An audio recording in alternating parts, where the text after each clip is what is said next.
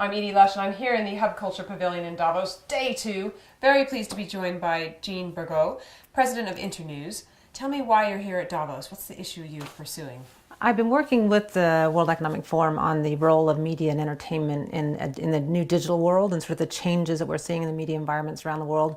My organization focuses on supporting independent, freedom of expression, independent media in about 56 countries around the world this year. So we are seeing it at many different levels. And so working with the media and entertainment industry is really interesting for us to see what trends are in sort of the developed world. We work in the developing and transitioning world. So watching the trends at the industry level here helps us inform our work around the world. So I know you're working in some really interesting places like Afghanistan. Can you tell me a little bit about that? Afghanistan is our largest program around the world and one that we're particularly proud of because we view the independent media sector, the media sector broadly in Afghanistan, as one of the real success stories, and you don't hear success story very often in the context of Afghanistan.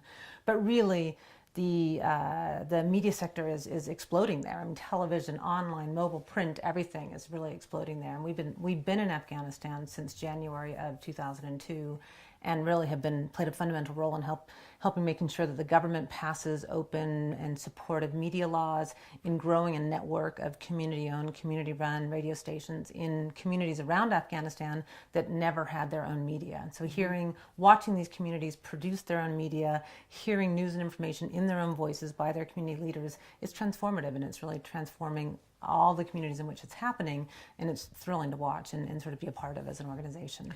So how does it work? How do you go in and set up a new radio station or a new bit of media there? And we look for we like to call them, there wasn't a profession of journalism in post-Taliban Afghanistan. And so we really look for radio enthusiasts, people that were interested and understood the importance of news and information to their communities. We help train them on journalism skills. We help get equipment necessary to build a local station. Again, the community owns it and often provides the space necessary. But radio, as you know, is a cheap media, and you can sort of set it up almost anywhere. And so that we train them on sort of managing it, running it, the volunteers, and then it takes off, and it's on their own. They produce local content. We help get them national content, and they serve their communities and what the issues of the community is interested in hearing about. Where else are you working that's sort of new? We've been increasing our presence in Africa, and particularly in the newest country in Africa, and South Sudan is another place where there was a complete void of media, where we're coming in and helping seeding new media outlets to make sure, again, that local issues are covered by local voices. So that's been it's a big project of ours this year. We, like the rest of the world, are watching what's happening in Syria and very anxious for the people of Syria to be able to really sort of express their opinions more freely when a transition happens there. So the Middle East broadly has been an area of focus over the last couple of years with all of the openings. And specifically, we're looking to help serve the information needs of the refugees right now, but hopefully to see a transition there sometime soon as well. Do you ever find that you're in conflict with government media laws or with the government? Media can be an uncomfortable industry for a lot of countries around the world.